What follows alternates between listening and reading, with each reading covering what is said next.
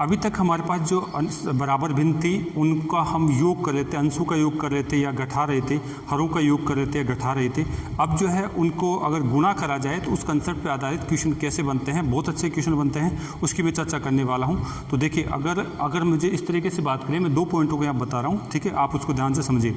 यानी अगर 2 पदों को गुणा करा जाए तो नियतांक का भी क्या करना पड़ेगा, वर्ग करना पड़ेगा, और 3 पदों का गुणा करा जाए तो नियतांक का क्या करना पड़ेगा, मुझे घन करना पड़ेगा। जैसे बात यहाँ पे मुझे क्वेश्चन टाइप में इस तरीके से दे दिया जाए, मुझे क्या दे दिया जाए, क्वेश्चन टाइप में से दे दिया जाए कि साहब आपका A अनुपात में B बराबर में आपका जो है C अनुपात में D बराबर में आपका E अनुपात में F आपको दिया हुआ है, 3 अनुपात में 2 आपको दिया गया है, ठीक है, ये आपको दिया गया है।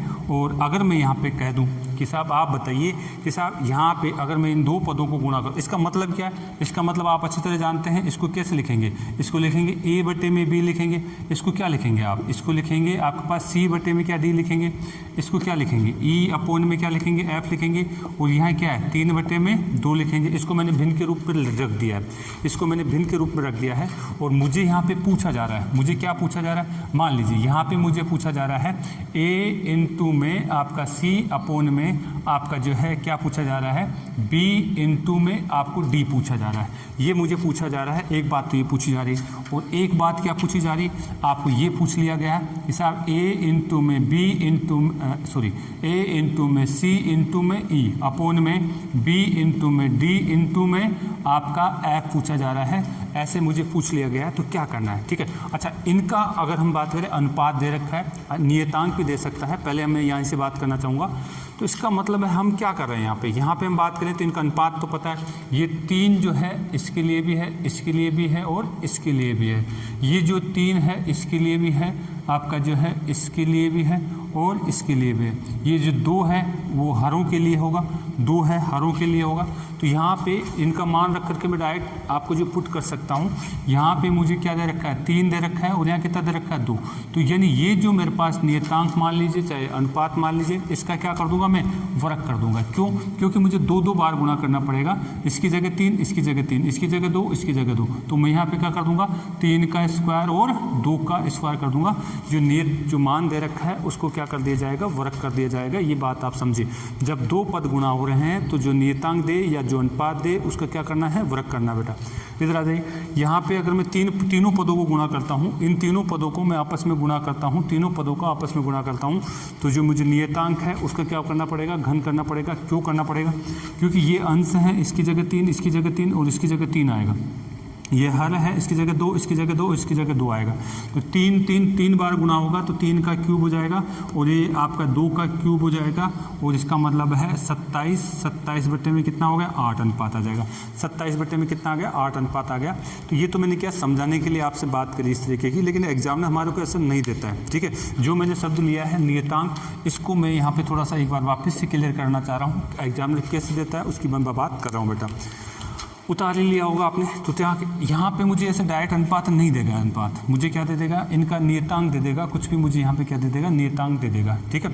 अगर मैं यहाँ से बात करूँ तो यहाँ पे मुझे कोई नियतांक दे दिया कि ये अनुपात किसके बराबर है। एक बार आप इसको जो है इस तरीके से समझिए, ये आपका n के बराबर दे दिया, मान लीजिए ये किसके बराबर है, n दिया है, ये आपको दिया गया n, इसको क्या लिखोगे आप, n बटे में 1 लिख सकते हैं आप, n बटे में 1 लिख सकते हैं आप, ठीक है। नियतांक मुझे कोई दे रखा है, k दे रखा है, कुछ भी दे रखा है, आपको इस तरीके से दिया हुआ है।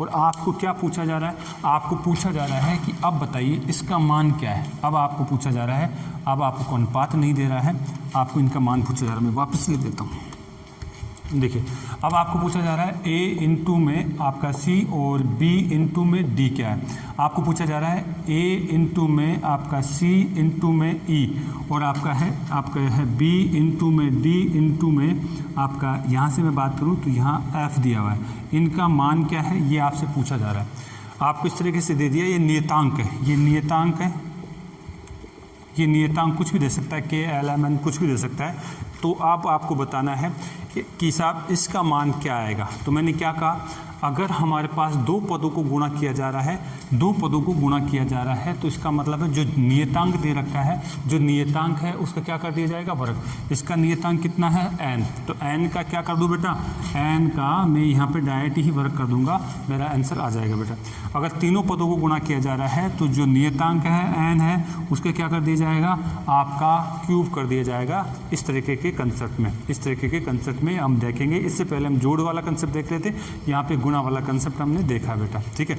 अब क्वेश्चन ऐसे नहीं आएगा, क्वेश्चन कैसे आएगा उसकी मैं बात करने वाला हूँ, ठीक है। क्वेश्चन कैसे आएगा उसकी मैं बात करने वाला हूँ। यहाँ पे आपने देखा ये चीज़ हमारे को आनी चाहिए बेटा, ठीक है। देखिए बेटा, बराबर भिन्न वाले कंसेप्ट में हम अगला पॉइंट देख रहे हैं। अच्छा क्वेश्चन है, बहुत अच्छा क्वेश्चन है, समझेंगे इस पर और बहुत सारे कंसेप्ट हम देखने वाले बेटा। देखिए हम बात कर रहे हैं यहाँ पे मुझे क्या दिया हुआ है, ए अनुपात में बी बराबर में सी अनुपात में डी, ई अनुपात में आपका जो क्या दे रखा है हमारे पास, ई अनुपात में, इसको एफ कर लीजिए, एफ हमारे पास दे रखा है, एफ हमारे पास यहाँ पे दिया हुआ बेटा। तो इस बराबर क्या दिया हुआ है, एम एक नियतांक है, नियतांक है वो मुझे दिया गया है, और इसको मैं ऐसे भी लिख सकता हूँ, चाहे ये ऐसे दे चाहे ऐसे दे, एक ही बात है, ठीक है। तो मुझे पूछा क्या गया है, पूछा गया है आपका ए इंटू में सी, ए इंटू में ई, और आपका सी इंटू में ई बटे में आपके पास क्या दे रखा है, बी इंटू में डी प्लस में आपका डी इंटू में एफ, और आपका क्या है एफ इंटू में ई, और इन सबको क्या है जोड़ रखा है, और लास्ट में उनका अनरूट कर रखा है। ये मान मुझे पूछा जा रहा है, ठीक है। तो अच्छा कंसेप्ट है। देखिए मैं पहले बेसिक तरीके से समझा देता हूँ, बाकी आंसर तो मैं कह दूंगा कि साहब इसका आंसर भी कितना आया, एम ही आएगा, लेकिन आपको बताना ज़रूरी है कि साहब ये कैसे आ रहा है, ठीक है। तो अब हम इसको एक बार एक्सप्लेन कर लेते हैं, और आप एक बार अगर आपने इसको सही तरीके से समझ लिया तो आप खुद भी ऐसे ही देखते आंसर देंगे, सर इसका आंसर ये आने वाला है, इसका आंसर ये आने वाला है। चलिए बेटा ध्यान दें, हमें पता है, अभी हमने सीखा था कि दो पदों को, इनमें से अगर मैं इन दो पदों को गुणा करता हूँ, इन दो पदों को गुणा करता हूँ, जैसे दे रखा है ए अपॉन में बी, इसका मतलब कितना है, एम के बराबर ही तो है, एम के बराबर है। इसी प्रकार से मैं बात कर रहा हूँ आपका सी अपॉन में आपका डी, इसका मैं मतलब क्या है, एम के बराबर ही है, एम के बराबर ही है। और अगर मैं इन दोनों पदों को गुणा कर रहा हूँ, ए और सी अपॉन में बी और डी को गुणा कर रहा हूँ, तो ये एम दो बार गुणा हो रहे हैं, एक तरीके से एम दो बार गुणा हो रहे हैं, एम इंटू में एम, तो यानी मेरे पास क्या हो गया, एम का स्क्वायर आ गया, एम का क्या हो गया, स्क्वायर हो गया। अब मैं डायरेक्ट बात करना चाहूँगा, क्या है मेरे पास बेटा, यहाँ पे बात यहाँ से अगर मैं करूँ, यानी ए इंटू में आपका जो है अगला पद कौन सा ले लूँ मैं, ए इंटू में आपका ई ले लेता हूँ, ठीक है। यानी इसको मैं इससे गुणा कर रहा हूँ, तो मेरे पास क्या आ जाएगा, बी इंटू में आपका एफ आ जाएगा, और इसका भी मान क्या होगा, एम स्क्वायर ही होगा, एम स्क्वायर होगा। इसी प्रकार से ये तो पहला पद निकल के आया था, और ये देखिए तीसरा पद भी मेरे पास निकल के आ जाएगा। अब कौन कौन गुणा होगा, सी और ई, ये गुणा हो रहा है, सी और ई गुणा हो रहा है, ठीक है, सी और ई। इसके नीचे क्या आ जाएगा आपका जो है डी और आपका क्या आ जाएगा बेटा, एफ आ जाएगा, डी और क्या आ जाएगा, एफ आ जाएगा। और इसका भी मतलब क्या निकल के आएगा, ये भी मतलब है आपका क्या आएगा, एम स्क्वायर निकल के आएगा बेटा, एम स्क्वायर निकल के आएगा। यहाँ पे हमारे पास यही तो दे रखा है, ए सी आपका है, ए ई का भी देखें, और ये हमारे पास इस तरीके से बात आ गई। तो क्या मैं, अब देखिए ध्यान से देखिए, क्या मैं इन भिन्नों को इस तरीके से लिख सकता हूँ, जो मेरे पास ये निकल के आए हैं इनका अनुपात तो समान ही आ रहा है ना, इनका अनुपात समान आ रहा है, तो मैं क्या इनको ऐसे लिख सकता हूँ, यानी बराबर भिन्न है कि ये बराबर भिन्न है, कौन कौन सी, ए सी बटे में आपका बी और डी बराबर किसके हैं, ए ई अपॉन में आपका बी और आपका एफ के बराबर किसके हैं, सी ई अपॉन में डी और एफ के बराबर है, और ये जो है किसके बराबर है, एम स्क्वायर के बराबर है, एम स्क्वायर के बराबर है, एम स्क्वायर के बराबर है। अगर हम ये चीज़ देखें तो इन चीज़ों का कंसेप्ट हम पहले भी देख चुके हैं। अगर दो या दो से अधिक भिन्नें बराबर हैं, अगर दो या दो से अधिक भिन्नें बराबर हैं, तो उस कंडीशन में अंशों के साथ जो क्रिया की जाए वही क्रिया हरों के साथ करी जाए, तो उनका अनुपात बदलेगा क्या, नहीं बदलता है, उनका अनुपात नहीं बदलता है। तो ये सारे के सारे क्या हैं, यहाँ पे ये सारे के सारे अंश हैं, और ये सारे के सारे क्या है, हर हैं। अब इनको मैं अगर मैं ऐसे कुछ क्रिया करके लिख दूँ, मेरे पास जगह नहीं, मैं लिख देता हूँ, अगर मैं यहाँ पे क्रिया करके लिख दूँ, क्या है बेटा, देखिए यहाँ से अगर हम बात करें, इसको मिटा देता हूँ, इन अंशों को अगर मैं सभी को जोड़ दूँ, इन अंशों को सभी को जोड़ दूँ, कैसे जोड़ दूँ, ए प्लस आपका जो है ए सी प्लस में आपका ए ई प्लस में सी ई, इन सभी को मैंने जोड़ दिया है। इन हरों को भी मैं जोड़ दूँ, इन हरों को भी जोड़ दूं, क्या है मेरे पास आपका है बी डी प्लस में बी एफ प्लस में डी एफ, ठीक है। इन सभी को मैंने जोड़ दिया है, तो इनका अनुपात बदलेगा क्या? नहीं, इनका अनुपात क्या आने वाला है? वही आने वाला है, एम स्क्वायर ही आने वाला है, एम स्क्वायर ही आने वाला है। लेकिन बेटा पूछा मुझे ये थोड़ी है, इसके ऊपर तो एक अंडूर और लगा दिया इसने, एग्जामिनर ने ये जो अंडूर लगा रखा है ये यही तो पद है, ये वाला पद ए सी दिख रहा है आपको, सभी कुछ यहीं पे मैच हो रहे हैं, तो यानी इस पे मैं भी अंडूर लगा दूं क्या? जब इस पे अंडूर लगाऊंगा तो फिर इस पे भी अंडूर लगाऊंगा, इस पे भी अंडूर लगाऊंगा, तो इसका मान निकल के क्या आ जाएगा मेरे पास? एम निकल के आ जाएगा, इसका मान निकल के क्या आ जाएगा? एम निकल के आ जाएगा।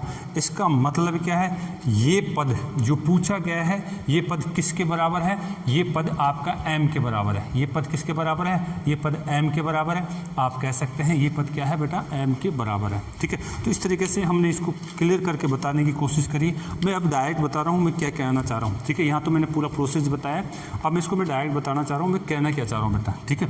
यहाँ अगर हमारे पास ऐसा क्वेश्चन आ जाता है, इस तरीके से हमने देखा कि साहब अंशों के साथ क्रिया क्या हो रही है, दो पदों को गुणा करा जा रहा है, तो यहाँ पे हमें क्या देखना है, ठीक है बेटा। तो यहाँ पे हमने देखा कि साहब हम इसको ऐसे कर सकते हैं। चलिए अब मैं इसको कहना क्या चाह रहा हूँ, अगर आपको इस तरीके से दे दिया जाए, अगर आपको इस तरीके से दे दिया गया है कि साहब इसका अनुपात, इसको उल्टा भी पूछ सकता है एग्जाम में, इसमें इसका अनुपात कितना दे रखा है? एम, तो आप डायरेक्ट कितना है, ये किसके बराबर हो जाएगा? ये आपके एम के बराबर हो जाएगा। और एम स्वयं किसके बराबर है? इसके बराबर है। आप ये भी लिख सकते हैं ए अपॉन में बी और आपका सी अपॉन में डी और आपका ई अपॉन में आपका एफ। ये आपकी बात आनी चाहिए, चाहे ये दो पदों गुणा करके दे तो इसका नियतांक या फिर ये जो है इसके बराबर है, ये जो है इसके बराबर है। तो ये आप ध्यान रखेंगे बात, ये इंपॉर्टेंट बात है। कई बार ये दे देता है और हमारे को इसको पूछ लेता है, कई बार ये दे देता है और इसको पूछ लेता है, तो घबराने की जरूरत नहीं है बेटा। जैसे मैं आपको एक क्वेश्चन दे देता हूँ, इसी फॉर्मेट में अगर मैं बात करूँ तो आपको एक क्वेश्चन दे दिया जाए, अगर आपको पूछा जाए, देखिए इसी फॉर्मेट में अगर मुझे ये उल्टा क्वेश्चन पूछ ले तो आप घबराएंगे नहीं, उल्टा क्वेश्चन पूछ ले तो घबराएंगे नहीं। हम बात कर रहे हैं यहाँ पे, अगर इसकी जगह मुझे यहाँ पे दे दिया गया है, इसकी जगह मुझे दे दिया गया है 3/, इसको मैं क्वेश्चन बना रहा हूँ, इसको मैं क्वेश्चन बना रहा हूँ, ये क्वेश्चन है मेरा, इसी जगह 3/2 दे दिया गया है और मुझे पूछा क्या जा रहा है? मुझे पूछा जा रहा है बताइए ए अपॉन में आपका बी और यहाँ पे आपका सी अपॉन में डी और आपका ई अपॉन में कितना एफ का मान बताइए। तो आप क्या कहेंगे इसके लिए क्या कहेंगे? इसके लिए कुछ नहीं, हम बात करेंगे यही इसका अनुपात होगा। अभी हमने सिद्ध कर चुके हैं 3/2 ही क्या होगा? इसका अनुपात होगा। अगर ये इस तरीके से ये दे करके आपको ये पूछता है तो आप ध्यान रखेंगे यही क्या रहेगा? इसका अनुपात होगा। क्योंकि अभी हमने सिद्ध किया था कि यहाँ पे क्या था, एम जो था निकल के आया था और वही एम इसके लिए आएगा, वही एम किसके लिए आएगा? एम इसके लिए आएगा। तो ये कंसेप्ट आपको आना चाहिए बेटा, ठीक है। अब थोड़ा सा अभ्यास और कर लेते हैं। यहाँ तो मैंने थोड़ा सा बेसिक से समझाया है, अब आपको डायरेक्ट चीज़ों को देख करके आंसर करना है कि साहब हम क्या क्या कर सकते हैं, ठीक है। इसको उतारिए। देखिए बेटा, इस अभ्यास में हम देख पा रहे हैं हमारे को क्वेश्चन में क्या दिया है, ए अनुपात में बी, सी अनुपात में डी बराबर दे रखा है, ई अनुपात में है बराबर और के के बराबर इसका मान दिया हुआ है। के की जगह आप चाहे तो 3/5 अंक दे दे तो आप अंक मान सकते हैं। और यहाँ पे मैं इसको चाहूँ तो ऐसे भिन्न के रूप में लिख सकता हूँ, ए अपॉन में बी और आपका सी अपॉन में डी और ई अपॉन में एफ, ऐसे में लिख सकता हूँ और इसको के की जगह में मान सकता हूँ। मुझे पूछा क्या जा रहा है, ये बात पूछी जा रही है। अभी हम ऐसी चीज़ों को कर चुके हैं, अभी हम ऐसी चीज़ों को कर चुके हैं। और इसमें अगर हम बात करना चाहें तो यहाँ पे हम बात करें तो यहाँ पे इसका जो आंसर क्या आने वाला है, आंसर मैं बता चुका हूँ। इनका जो है देखिए सभी जगह समान मान है, ठीक है, समान मान है। यहाँ पे इसकी जगह आप के स्क्वायर आएगा और उसका क्या हो रहा है, ये अंडर। अगर यहाँ से हम बात करना चाहें के स्क्वायर आ रहा है और उसके क्या लिखूंगा मैं, अंडर लूँगा, के स्क्वायर लूँगा और उसका क्या है, अंडर लूँगा। तो यानी फाइनल मेरा आंसर कितने आने वाला है, क्या यहाँ के आने वाला है क्या? बिल्कुल आंसर मेरा क्या आएगा, या फिर मैं 3/5 लिख सकता हूँ, या 3/5 लिख सकता हूँ। मैंने जस्ट अभी इससे पहले मैंने समझा ये बात। क्या यहाँ पे भी आप ऐसा ही कर सकते हैं क्या? बिल्कुल सही बात है, यहाँ पे भी ऐसा ही कर सकते हैं। यहाँ पे सोचना क्या है मुझे, यहाँ पे सोचना ये है कि साहब यहाँ पे क्या ये जो पद है अंश जो है आपके जो समान क्रिया में हो रही है और हरों में समान क्रियाएं हो रही है क्या? बिल्कुल यहाँ पे वही बात हो रही है। तो इसका मतलब है हम इसका आंसर भी क्या बोल देंगे, के ही इसका आंसर बोलेंगे, या फिर हम बात कर सकते हैं 3/5 ही इसका आंसर होगा। ठीक है, आ जाइए यहाँ से अगर हम बात करते हैं तो यहाँ पे भी देखिए क्या अंशों में जो क्रियाएं हो रही है वही क्रियाएं क्या आपके इसमें हो रही है, क्या अंशों में जो क्रिया हो रही है वही क्रिया इसमें हो रही है क्या। जहाँ पे देखिए चेक करने की कोशिश करो, ए और सी आपका गुणा हो रहा है, तो यानी यहाँ पे ए और सी है, तो इसका मतलब इस पद के नीचे क्या इसका जो है क्या होगा आपका बी और डी। ठीक है, ए और ई आपका गुणा हो रहा है और ए और ई आपका गुणा हो रहा है, तो इसका मतलब है ए के साथ क्या है बी है और एफ है, ये दोनों भी ठीक है। सी और आपका ये गुणा हो रहा है तो ये भी ठीक है। यानी आप ये बताएं कि साहब जो क्रिया हरों में हो रही है वही क्रिया इसमें हो रही है क्या। इसका मतलब है इसका अनुपात में मेरे पास क्या आ जाएगा के बराबर ही आ जाएगा। अरे कैसे आया, मैं अभी जस्ट पूरा प्रोसेस बता चुका हूँ, आप लोग वो देख करके कर सकते हैं बेटा। ठीक है, मैं पूरा प्रोसेस बता चुका हूँ, आप लोग वो देख करके कर सकते हैं। ध्यान रखिए बेटा, के लिख सकते हैं या फिर 3/5 आप लिख सकते हैं, 3/5 आप लिख सकते हैं। वास्तव में अगर हम बात करें तो ये आपके जो है इन पदों की बात करी जाए तो ये जो है आपके किसके बराबर हो जाएंगे, ये समान पद है। समान पद है, चाहे मान रखोगे तो भी आपके पास क्या आएगा, के ही आंसर आएगा। इसको चेक करें, यहाँ पे ए और सी जो गुना हो रहा है अंश आपके, और यह क्या है हमारे पास, ये सी और क्या है आपके पास ये आपके क्या हो रहे हैं, गुना हो रहे हैं। तो यहाँ पे आप देखिए ए और सी के साथ क्या आना चाहिए, बी और डी। ठीक है, आपका इसके साथ क्या आना चाहिए, ये आ रहा है, तो यानी इसका आंसर भी आपके पास क्या आएगा, इसका आंसर भी के ही आएगा। हम बात कर चुके हैं ऐसा क्यों है, हम बातें आपको पहले ही बता चुका हूँ ऐसा इस तरीके से क्यों हो रहा है बेटा। ठीक है, क्यों हो रहा है देखिए, अगर यहाँ पे इसका मतलब क्या है, मैं वापस थोड़ा सा क्लियर कर दूँ, ए सी अपॉन में बी और डी। ठीक है, बराबर अगर हम बात करना चाहें आपका है इस तरीके से मैं लिख दूँ सी ई अपॉन में बी और डी। ठीक है, और ये किसके बराबर थे, ये ए सी गुणा हो रहा है, ए अगर आपका सी गुणा हो रहा है इसका मान के बराबर है, तो यानी इस ए सी गुणा हो रहा है, तो यानी ये इस पद का मान क्या हो जाएगा, इसका मान हो जाएगा के इंटू में के। ठीक है, अगर मैं इन दोनों को गुणा कर देता हूँ, इन दोनों को मैं गुणा करता हूँ, तो यानी ये के और के हो जाएगा, यानी के स्क्वायर के बराबर है क्या, ये के स्क्वायर के बराबर है। ये क्या है, के स्क्वायर के बराबर है।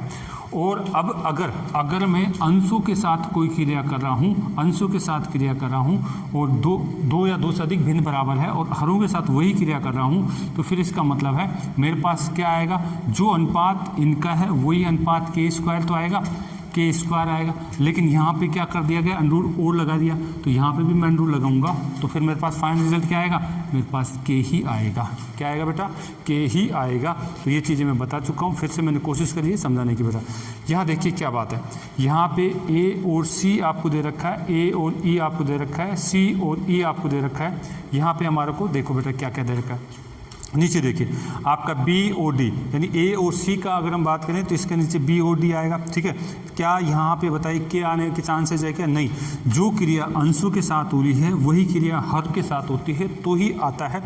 अगर हम बात करें तो यहाँ पे आपका के नहीं आएगा, ये बात मैं पहले बता चुका हूँ। इस चीज़ को समझने के लिए आप पिछली वाली क्लास को पूरा देखना बेटा, मैंने काफ़ी टाइम दिया है समझाने के लिए, ये मैंने कोशिश करी बेटा आपको चीज़ों को समझाने की। ठीक है, तो हम जो है इसी के साथ नया कंसेप्ट अगली क्लास में देखेंगे, मैंने कोशिश करी है। धन्यवाद आप सभी को, आप लोग रेगुलर चीज़ों को देखिए बेटा। अगर आप पास होना चाहते हैं तो बेटा बिल्कुल टाइम दीजिए, अपनी पढ़ाई को टाइम दीजिए। आप अगर जितना टाइम देंगे आपको उतना ही ज़्यादा समझ में आएगा बेटा। चलिए अगला कंसेप्ट नेक्स्ट क्लास में, ओके।